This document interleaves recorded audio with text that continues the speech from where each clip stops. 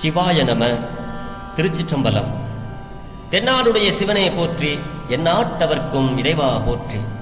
சிவபெருமானாரை பேசாத நாளெல்லாம் பிறவா நாளே என்ற அருள்வாக்கை அருளுச் செய்த அருள் திரு திருநாவுக்கரசு பெருமானார் பொன்னார் திருவடியை தலைமேற்கொண்டு வணங்கி அப்பெருமானார் அருளுச் செய்த சிவபெருமானாரை பேசாத நாளெல்லாம் பிறவா நாளே என்ற அருள்வாக்கை எடுத்துக்கொண்டு சிறியன் சிவபாலா தினம் ஒரு திருமுறை பாடல்களின் மூலம் சிவபெருமானாருடைய அருள் திறத்தையும் அப்பெருமானாராகிய நாமம் நமச்சிவாய சிவாய நம என்ற மந்திரத்தை நாவினால் நவின்றும் மனத்தால் நினைந்தும் சிந்தையில் தியானித்தும் இந்த நாளை ஒரு நல்ல நாளாக மாற்றும் முயற்சியில் சிறியன் சிவபாலா தொடர்ந்து செயல்பட்டுக் கொண்டு வருகிறேன். இதற்கெல்லாம் சிவபெருமானாருடைய திரு அருளினாலும் அருளாளர் பெருமக்களுடைய குரு அருளினாலும் அடியார் பெருமக்களாகிய உங்களின் அன்பும் ஆதரவும் ஊக்கமும் முன்னின்று அருள் செய்ய சிறியேன் இப்படி ஒரு பேறு பெற்றுள்ளேன் என்பதை உணர்ந்து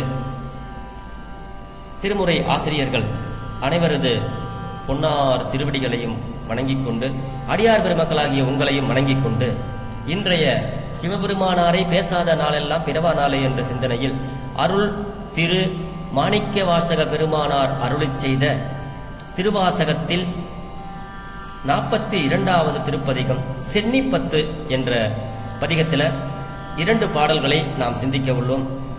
இந்த சென்னிப்பத்து எப்பொழுது அருளிச் செய்தார் மாணிக்க வாசக பெருந்தகையார்னா, மாணிக்க வாசகர் திருப்பெருந்துறையிலே எழுந்தருளிந்த காலத்தில் இறைவன் அன்று இந்த திருப்பெருந்துறையில் குருநாதனாக எழுந்தருளி வந்து திருவடி சூட்டியதால் விளைந்த இன்பம் எண்ணத்தில் தோன்ற அந்த இன்ப உணர்ச்சியால் இன்றும் தம் சென்னியில் திருவடி விளங்குவதாக கண்டு இதனை அருளிச் செய்திருக்கிறார்கள் மாணிக்க வாசக பெருந்தகையார். அதாவது சென்னியில்னா தலை, தன்னுடைய தலையில சிவபெருமான் தன்னுடைய திருவடி தீட்சை கொடுத்தார். அதை எண்ணி அதனால மாணிக்க வாசக பெருந்தகையார் பெற்ற இன்பம் என்ன, அவருடைய புகழ் என்ன அப்படிங்கிறத நமக்கெல்லாம் விரிவாக இந்த சென்னிப்பத்தில் எடுத்து சொல்றாரு.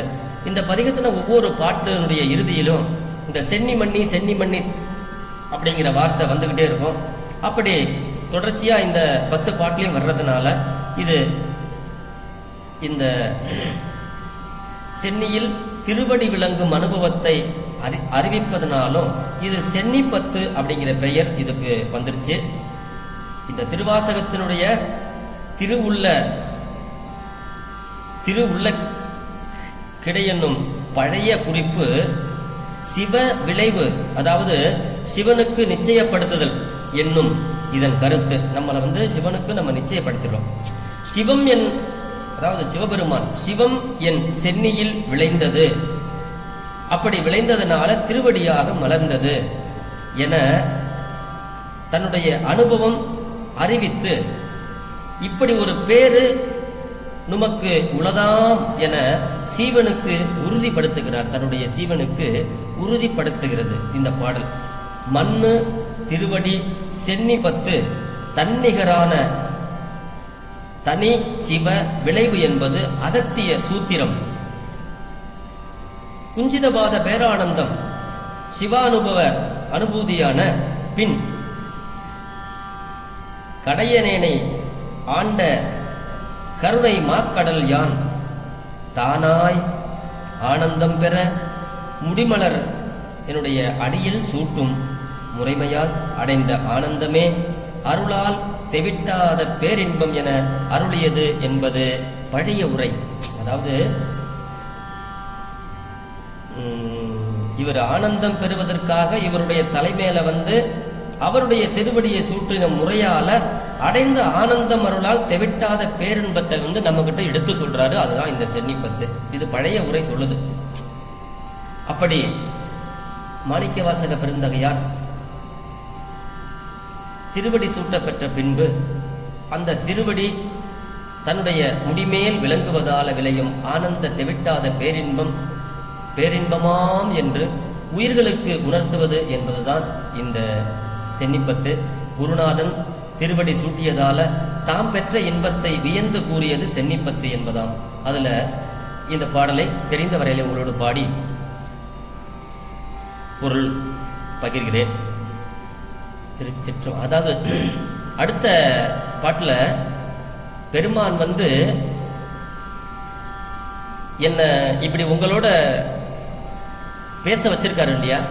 இதை கேட்கிற அடியார்கள் எல்லாம், அடியார்கள் எப்படியும் அடியார்கள் கேட்பாங்க. இதை இப்படிப்பட்ட அடியார்கள் எனக்கு நிறைய பேர் ஃபோன் பண்ணி இந்த மாதிரி நல்லா இருக்குன்னு எனக்கு ஊக்கம் கொடுக்குறாங்க. ஸோ இப்படிப்பட்ட அடியார்களுடைய கூட்டத்தில் புகச் செய்து சிவபெருமானாருடைய திருவருள், அந்த திருவருள் ஆகிய சிவபெருமானாருடைய அடியார்கள் கூட்டத்தில் என்னை நெருங்கிய உறவு கொண்டதாக செய்து அடியேனை உய்யக் கொண்ட தலைவனாகிய சிவபெருமான் என்னை மேலும் மேலும் சிவத்தை நினைக்க நினைக்க மெய்மையில் பெருக்கமாக வருகிறது. பொய்மையை பெருக்கி அப்படின்னு சொல்லுவார் ஒரு இடத்துல. ஆனா இங்க பொய்மையை சுருக்கி மெய்மையின் பெருக்கமாகிய வலிமையை அடியேனாகிய சிவபாலாவிற்கு காட்டிக் கொண்டிருக்கிறார் சிவபெருமான். அடுத்த பாடல்ல இதை இப்ப சொல்றாரு. ஆக இந்த இரண்டாவது பாடல் எனக்கே உரியது. நான் இப்பொழுது என்னை சிவபெருமானுடைய திருவருளாலே இந்த அடியார் கூட்டத்துக்குள் என்னை வைத்து காட்டாதெல்லாம் காட்டி சிவம் காட்டி அப்படிங்கிற மாதிரி என்னை நான் சிவத்தை நினைக்க நினைக்க அந்த பேரின்பம் தான் வருகிறதே தவிர பொய்மை, ஆணவம், அகங்காரம் இதெல்லாம் கொஞ்சம் கொஞ்சமாக என்னை விட்டு விலகுவது எனக்கே தெரியுது. அதனால நீங்களும் சிவத்தை நினைத்து பொய்மையை சுருக்கி மெய்மையை அதிகரிப்படுத்துவோம் சிவத்தை நினைத்து. ஆக இந்த பாடல், முதல் பாடலை சிந்திப்போம். திருச்சிற்றம்பலம். தேவதேவன் மெய்ச்சேவகன் தென்னன் பெருந்துரை நாயகன் மூவராலும் அறியொன்னா முதலாய ஆனந்த மூர்த்தியான் யாவராயினு அன்பரன்றி அறியொன்னா மலர் சோதியான் தூய மாமலர் செவடிக்கண் சென்னி மன்னி சுடருமே தூய மாமலர் செவடிக்கண் சென்னி மன்னி சுடருமே. திருச்சிட்டம்பரம். தேவதேவன் மெய்ச்சேவகன் தென் பெருந்துரை நாயகன், தேவர்களுக்கெல்லாம் தேவன், அதான் தேவதேவன். மெய்ச்சேவகன், உண்மையான சேவகன். சேவகன்னா உங்களுக்கு தெரியும். அந்த தென் பெருந்துரை, திருப்பெருந்துறையாகிய அங்கே எழுந்து ஆட்கொண்ட மாணிக்க வாசகரை ஆட்கொண்ட நாயகன் அப்படிங்கிறார். அதான் தேவதேவன் மெய்ச்சேவகன் தென் பெருந்துரை நாயகன் அப்படிங்கிறாரு. மூவராலும் அறியோனா முதலாய ஆனந்த மூர்த்தியான் அப்படிங்கிறாரு. இந்த மூவர் யார் அப்படின்னு கேட்கிறீங்களா? பிரம்மா, விஷ்ணு, ருத்ரர். இந்த மூவரும் படைத்தல், காத்தல், அழித்தல் இந்த மூன்று தொழில்களை செய்யும் பொருட்டு இறைவனால் நியமிக்க பெற்ற சகல ஆன்மாக்கள் ஆவார் இவங்க மூணு பேருமே. அப்படிப்பட்ட அவர்களாலும் அறிய முடியாதவன் இறைவன். இந்த மூவருக்கும் காலத்தானும் தன்மையானும் முதல்வன். இவர்களைப் போல மாயா காரியமான உடல் அவனுக்கு இன்று ஆனந்தமே வடிவு என்பார். மூவராலும் அறியோனா முதலாய ஆனந்த மூர்த்தியான் அப்படின்னு சொல்றாரு இந்த இரண்டாவது வரிக்கு. யாவராயினும் அன்பரன்றி அறியோனா மலர் சோதியான். இவரை யார் பார்க்க முடியும் தெரியுங்களா? அன்பர்கள், சிவன் அடியார்கள், சிவனருள் பெற்றவர்கள், சிவ அனுபவம் உள்ளவர்கள் தான், முறையாக சிவ பூஜை செய்கிறவர்கள், அவர்கள் தான் பார்க்க முடியுங்கிறார். அதான் யாவராலும் அறிய அன்பர், யாவராயினும் அன்பரன்றி அறியோனா மலர் சோதியான்கிறாரு. அன்பரன்றி யாவராயினும் அறியோனா மலர் சோதியான். சிவாகம விதிப்படி சிவ அனுபூதினமாகிய ஆசாரியன் இருந்து காட்டி உபதேசிக்க அங்கனம் நிற்கும் முறைமையில் நிற்கும் மெய் அன்பரன்றி பிறர் யாவராயினும் அவர்களால் அறிய முடியாத இதய தாமரையில் விளங்கும் ஒளிவடிவானன் என்பது ஒளிவடிவானவன் என்பது இந்த கருத்து. சிவபூஜையில் புறத்தே சிவலிங்கத்தை சிவனை ஆவகானம் செய்யும் போது அதற்கு முன்பு அகப்பூசையாகிய அர்த்தையாக பூசை புரியும் போதும் சிவனை இதயமாகின்ற 16 இதழ் தாமரையின் நடுவில் பெரு விரலாவிதனாகிய சோதி வடிவாக தியானிப்பது, அந்த பெருமானை புறப்பூசைக்கண் சிவலிங்கத்தின் இடத்துல அவா கிருப்பதும் மரபாதலின் இங்கனம் முட்டாது மலர் கொண்டு பூசைக்கும் மெய்யன்பர்க்கு அன்றி வேறு எத்தகையவர்க்கும் அறிய ஒண்ணாதவன் சிவபெருமான் மலரின் கண் விளங்கும் சோதினான் சிவன் என்கிறார். அதான் மலர் சோதியான் அப்படின்னு பொருள் சொல்றாருங்க இதற்கு சுவாமி. தூய மலர் சேவடி, தூய மலர் சேவடி, சிவபெருமானாருடைய அந்த சேவடி மலர்கள் தூய சேவடி மலர் சேவடி என கூட்டுக. பாசங்கள் சென்று பற்றாது இயற்கையே தூய்மையான சேவடி. அனுபூதிமான்களுக்கு தாமரையாகிய பெரிய மலர் போல அனுபவிக்கத்தக்க திருவடி, அதுதான் தூய மலர் சேவடி அப்படிங்கிறார் சுவாமி.